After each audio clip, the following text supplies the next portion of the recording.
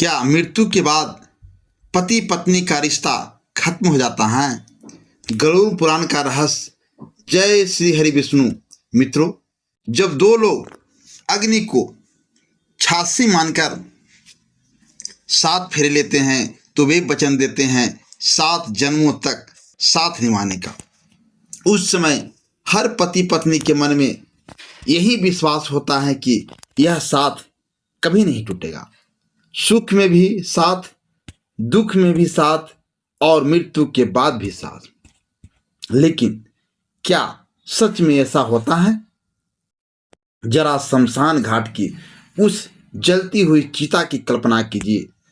जब लकड़ियां के ढेर पर किसी का शरीर अग्नि में समर्पित होता है तो क्या केवल शरीर ही जलता है या उसके साथ वे सारे वचन, वे सारे दावे, वह 7 जन्मों का सपना भी राख हो जाता है? गरुड़ पुराण इस विषय में एक गहरा और कड़वा सत्य बताता है। शास्त्र कहता है कि मृत्यु के बाद आत्मा कुछ समय तक अपने घर के आसपास ही रहती है। उसे समझ नहीं आता कि उसके साथ क्या हुआ।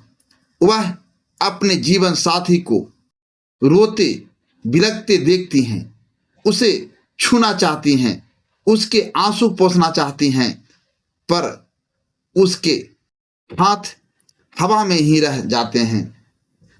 वह आत्मा पहली बार समझती है कि अब उसके और उसके प्रिय के बीच एक अदृश्य दीवार खड़ी हो चुकी है।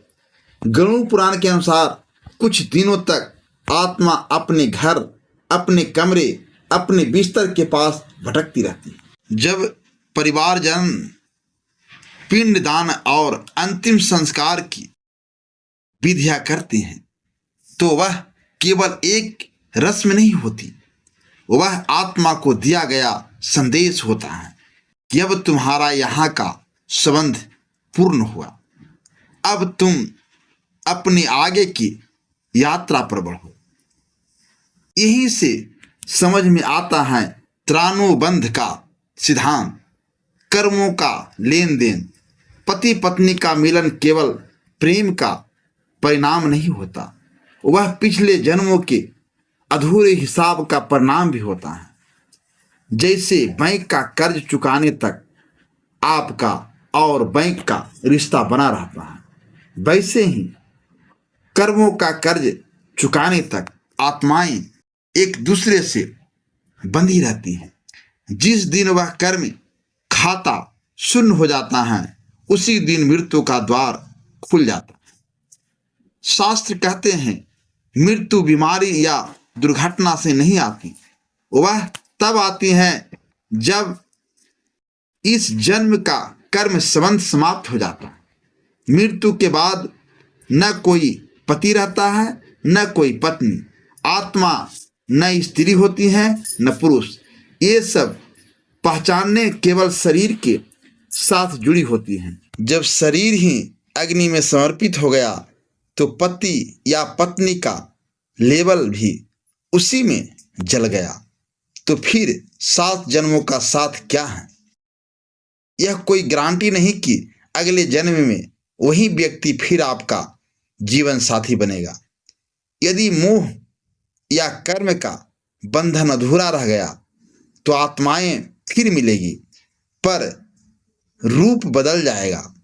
आज जो पति हैं वह अगले जन्म में पुत्र भी हो सकता है, शत्रु भी या कोई अजनबी भी। कर्म का विज्ञान बड़ा सूक्ष्म है। यमराज के दरबार में यह नहीं पूछा जाता कि तुम किसके पति थे या किसकी पत्नी थी, वहाँ केवल कर्मों का तराजू रखा है। जिसने जैसा किया वैसा फल पाया।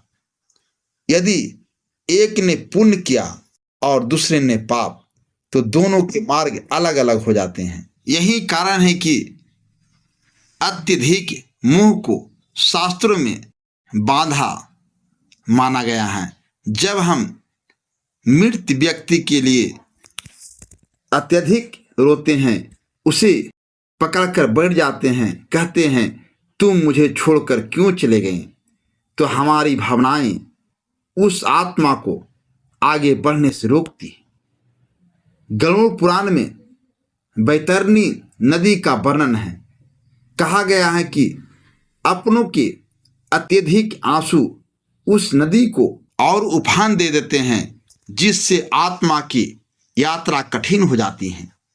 सच्चा प्रेम वह नहीं जो बांध ले, सच्चा प्रेम वह है जो मुक्त कर दे। यदि आप अपने जीवन साथी से सच्चा प्रेम करते हैं तो उसकी मृत्यु के बाद उसके लिए प्रार्थना कीजिए, उसके नाम से दान कीजिए, अच्छे कर्म कीजिए, मन में कहिए हमारा साथ यहीं तक था, अब तुम ईश्वर के प्रकाश में आगे बढ़ो। एक और बड़ी भूल लोग तक करते हैं, जब मरते समय वचन दे बैठते हैं, मैं तुम्हारे बिना नहीं जीऊँगा या मैं कभी दूसरी शादी नहीं करूँगा। मृत्यु के समय किया गया संकल्प आत्मा पर गहरा प्रभाव डालता है।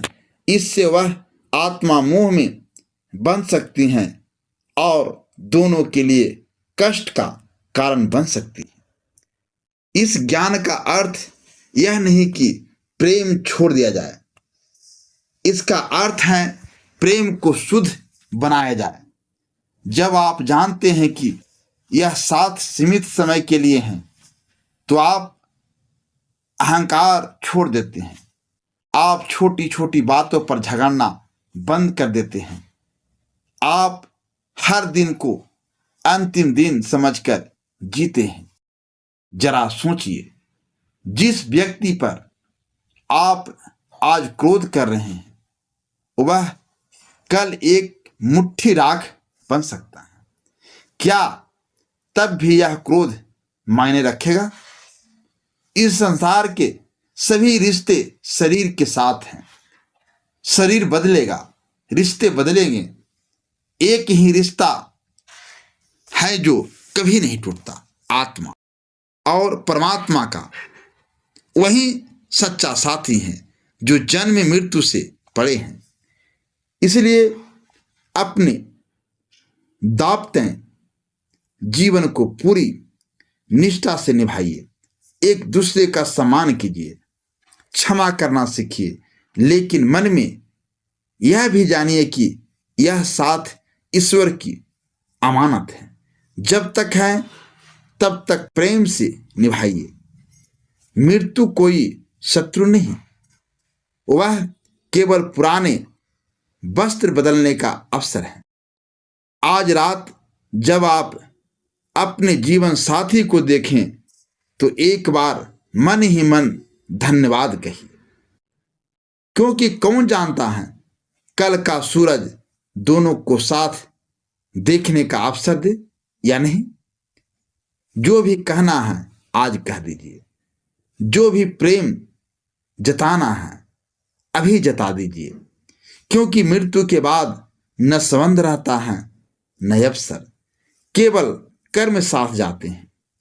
अगर आपको यह आध्यात्मिक ज्ञान पसंद आया हो और आप ऐसी ही गहरी सत्य और शास्त्र आधारित कहानियां सुनना चाहते हैं तो हमारे एसपी हिंदी कहानी चैनल को अवश्य सब्सक्राइब करें, वीडियो को लाइक करें, कमेंट में जय श्री कृष्ण लिखें और इसे अधिक से अधिक शेयर करें।